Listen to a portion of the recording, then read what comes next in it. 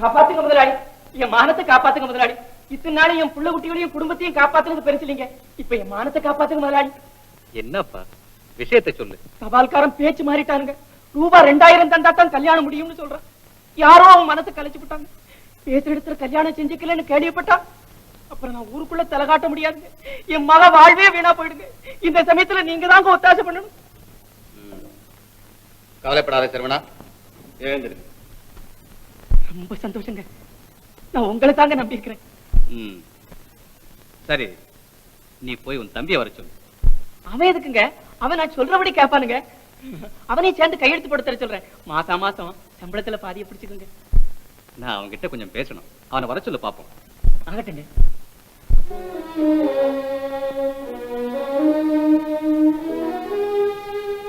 போய் பாரு. ஏன்னா நீங்க வரல? இல்ல, உன்னைத்தான் பார்க்கணும்னு சொன்னாங்க. போய் பாரு. பாரு, பெரிய மனுஷன், அவங்களை அண்டித்தான் நம்ம பிழைக்கணும். அதுக்கு தகுந்தாப்புல நடந்துடும். சரி.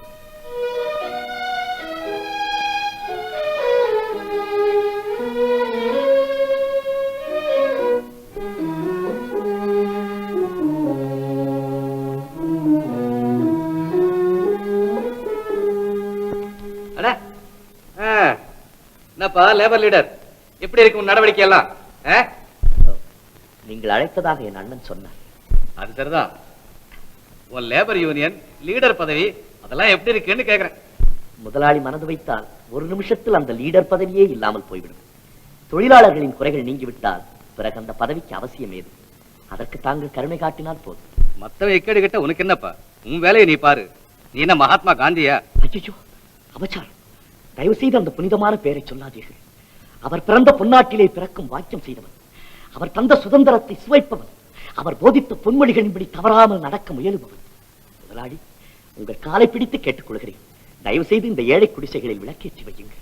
ஆமா, சும்மா கால விழுறவனுக்கெல்லாம் காசு கொடுக்கறதுன்னு வந்தா அப்புறம் கால இருக்காது, கையில காசு இருக்காது. இப்ப என்ன சொல்ற? உங்க அண்ணன் மக கல்யாணம் நடக்கணுமா வேண்டாமா? அவசியம் நடக்க வேண்டும். எனது அருமை அண்ணன் மகள் கல்யாணம் நடக்க வேண்டாமென நான் விரும்புவேனா? அப்படி அது நடக்க வேண்டுமானால் நீ உடனே அந்த யூனியனை கலைக்க வேண்டும். நோட்டீஸையும் வாபஸ் பெற வேண்டும். எனது சுயநலத்திற்காக என் கொள்கையை விட்டுவிடச் சொல்கிறீர்களா? முடியும், முடியாது. ஒரே பதில் தான் எனக்கு தேவை. 3000 அல்ல, 5000 தருகிறேன். கல்யாணத்துக்கு நானே வந்து கூட இருந்து நடத்த வைக்கிறேன். என்ன சொல்லுகிறாய்? முதலாளி, என் அண்ணன் காலில் நகமுளைத்த நாள் முதலாக உங்களிடம் உழைத்து வருகிறார். அவர் மகள் கல்யாணத்தை நீங்கள் கூட இருந்து நடத்தி வைப்பது நியாயம். ஆனால் உங்களிடம் நான் பணத்தை வாங்கிக் கொண்டு என் சுயநலத்திற்காக தொழிலாளர்களின் நியாயமான கோரிக்கையை விட்டுக் கொடுப்பது அநியாயம். எது நியாயமான கோரிக்கைகள்? நான் சம்பளம் கொடுப்பது குற்றமா அல்லது முதலாளியா இருப்பது குற்றமா? கால் வயிற்று சோத்துக்கு திண்டாடியவர்களுக்கு கை நிறைய கூலி கொடுத்து போனஸும் கொடுக்கிறேன், அது குற்றமா? எது குற்றம்? தர்மகர்த்தாவாக இருப்பது குற்றம் அல்ல. ஆனால் கோயில் பணத்தில் கை வைப்பதுதான் குற்றம். அவர்களுக்கும் வேலை கொடுத்து நீங்களும் வாழ நினைத்தது குற்றம் அல்ல. அவர்கள் பணத்தை அநியாயமாக எடுத்துக்கொள்ள நினைத்ததுதான் குற்றம். எது அவர்கள் பணம்? அவர்கள் எல்லாம் மில்லுக்கு பணம் போட்டார்களா? அவர்கள் பணம் போடவில்லை முதலாளி, பணத்தை உண்டாக்கினார்கள். அவர்களுடைய வேர்வையிலே தான் இந்த கட்டிடங்கள் எழுந்தன. அவர்கள் விட்ட நீண்ட பெருமூச்சால் தான் இந்த ஆலைகள் உயர்ந்தன. அவர்கள் உழைப்பால் தான் நீங்கள் பெரிய மனிதரானீர்கள். ஆனால் இன்று ஏறி வந்த ஏணியை எட்டி உதைக்கிறீர்கள். ஏழை தொழிலாளியை திண்டாட விடுகிறீர்கள். முதலாளி, பணம் பதருக்கு சமானம். அதை பூமியிலே விதைத்தால் விளையாது. பணமும் உழைப்பும் கலந்தால் தான் மக்களின் நிலை உயர முடியும். நீங்களும் உழைப்பால் தான் முன்னுக்கு வந்தீர்கள். ஆனால் இன்று பணம் உங்கள் இருதயத்தை மறைக்கிறது. இந்த பணத்தின் குணமே இதுதான். அது முதலில் ஊராரை ஏமாற்றச் சொல்லும், பிறகு உற்றாரை ஏமாற்றச் சொல்லும், பிறகு உறவினரை ஏமாற்றச் சொல்லும், கடைசியில் ஒரு நாள் அது உங்களையே ஏமாற்றிவிடும். நீ அந்த யூனியனை கலைக்கிறாயா இல்லையா? முடியாது. அந்த தலைமை பதவியை விடுகிறாயா இல்லையா? நான் போனால் வேறொரு தொழிலாளி அந்த இடத்துக்கு வருவார். ஒரு மாணிக்கம் போனால் 1000 மாணிக்கம். நல்ல ஒரு சந்தர்ப்பத்தை இழக்கிறாய். எது நல்ல சந்தர்ப்பம் முதலாளி அவர்களே? சுயநலமா? இது சோதனை முதலாளி, சோதனை. சத்தியம் என் உயிர், சாந்தம் எனது உடல், அகிம்சை எனது மூச்சு, தொண்டு செய்வதே எனது மதம். தொழிலாளர்களை வாழ வைப்பதுதான் எனது லட்சியம். 1000 தொழிலாளர்களின் வாழ்வை பணைய வைத்து நான் மட்டும் சுகமாக வாழ விரும்பவே மாட்டேன். அதனால் எனது அண்ணன் மகள் கல்யாணம் நிற்பதாயிருந்தால் அது நின்றே விடட்டும். அதை பற்றி எனக்கு கவலையே இல்லை. நான் வருகிறேன்.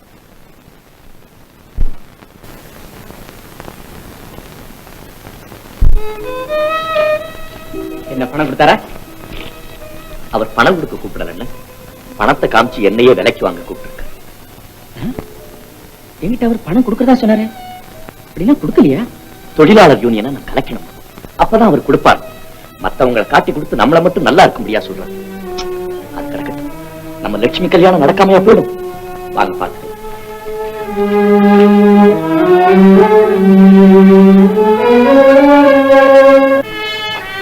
குண்டுகளே,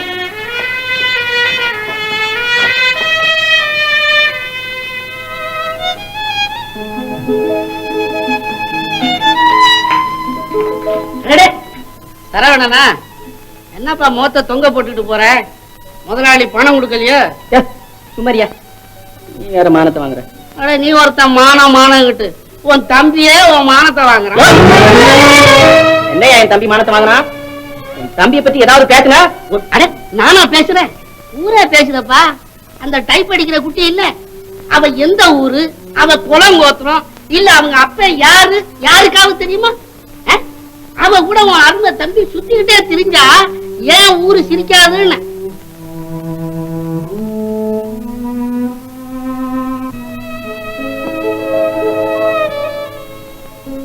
சாப்பிடுவா தம்பி. சாப்பாடு வேண்டாம், நீ அண்ணன் வந்துடட்டும். அவங்க வர எவ்வளவு நேரமாகுமோ? வா தம்பி.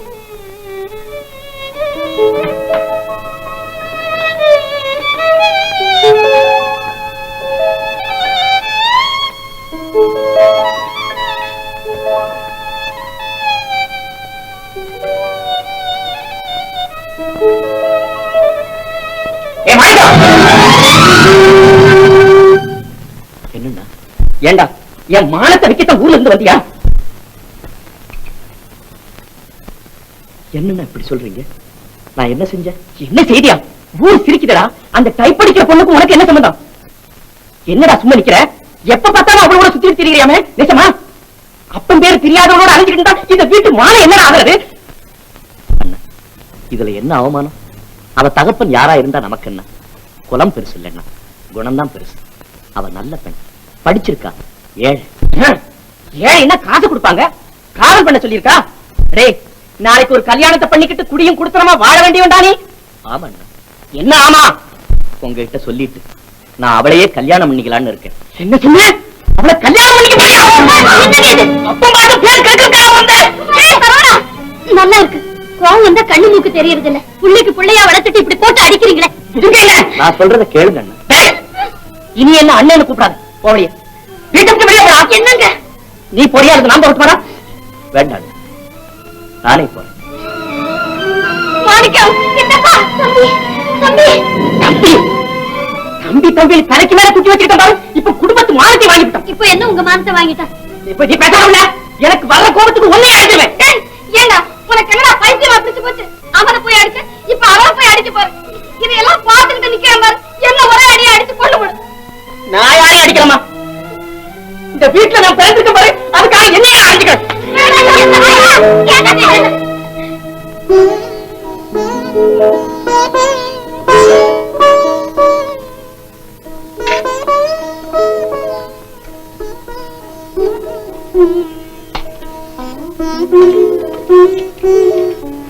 பாபு, இங்க வாடா. இதை கொண்டு போய் கொடு. சித்தப்பா சாப்பிட்டதுக்கு அப்புறம் வா. என்ன சித்தப்பா இங்க இருக்காருமா? என்ன பிள்ள?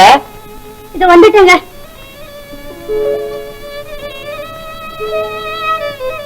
டேய் பாபு நல்லி, நீ போடா பாபு. என்னடா என்னது? கட்டி சோறு கட்டி போதோ? எல்லாரும் அவருக்கு நல்லா ஆயிடுங்க, நான் மட்டும் பொல்லாதவன்.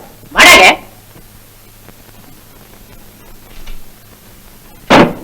ஓரு கொண்டு போறான் நம்மள ஓரு. அவர் ஒரு சொல்லு பொறுக்காதவரு வீட்டை விட்டு போயிட்டார். இதுவே அப்பாவா இருந்து அவர் 10 அடி அடிச்சிருந்தாலும் வீட்டை விட்டு போயிருப்பாராம்ல. என்ன மதிக்காம தானே போயிட்டான். என்னடா சரவணா, 60 நாளைக்கு வீட்டுல அழுகையா போயிடுச்சு. இங்க சந்தோஷமா வாழ விட்டா தானம்மா? இதுக்கா 2 பிள்ளைகளை பெத்து? ஏண்டா ஆத்திரத்துல அடிச்சுட்டு ஏன் அழுதுகிட்டு இருக்கிற? போய் கூட்டிக்கிட்டு வாயேன். ஏன் அவர் மாப்பிள்ள பாரு, போய் கூட்டிட்டு வர்றதுக்கு வேணும்னா தானே வரான். நீ ஏம்மா கடந்து வருத்தப்பட்டுக்கிட்டு இருக்கிற? என்னால் தானே உங்களுக்கு இவ்வளவு கஷ்டமா? எனக்காக நீங்கள் வீட்டுக்கு போகாமல் இருக்க முடியுமா? உங்களை பெற்ற தாய், அண்ணன், அண்ணி இவர்கள் எல்லாம் நீங்கள் பிறந்தது முதல் உங்களை அன்புடன் வளர்த்து ஆதரித்தவர்கள். நானோ நேற்று வந்தவர். உங்கள் இன்ப பாதி ஒரு முள்ளாக நான் ஏன் இருக்க வேண்டும்? ஜெயந்தி, அப்படி சொல்லாது ஜெயந்தி.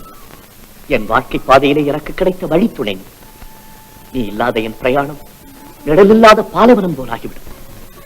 இன்னும் எனக்கு எத்தனை கஷ்டங்கள் வந்தாலும் சரி, உன் அன்பை மறக்கும் கஷ்டத்தை மட்டும் என்னால் தாங்க முடியாது ஜெயந்தி. அன்பு, காதல், இதெல்லாம் வீண் கனவு. நீங்கள் எங்கிருந்தோ வந்தீர்கள். என் இதயத்தில் அன்பை வளர்த்தீர்கள். அதில் நான் ஆகாத கோட்டை கட்டினேன். இன்ப கனவுகளை கண்டேன். ஜெயந்தி, இந்த உலகம் மாயை அல்ல, வாழ்வும் கனவல்ல. என் எதிரே நிற்கும் நீ கனவா? என் கையுக்குள் அடங்கி இருக்கும் இந்த கரங்கள் கனவா? அல்ல ஜெயந்தி, இந்த உலகில் உள்ள சக்திகள் அத்தனையும் சேர்ந்து என்னை எதிர்த்தாலும் சரி, சத்தியமாக சொல்லுகிறேன், என் உயிர் உள்ளவரை உன்னை என்னால் மறக்கவே முடியாது.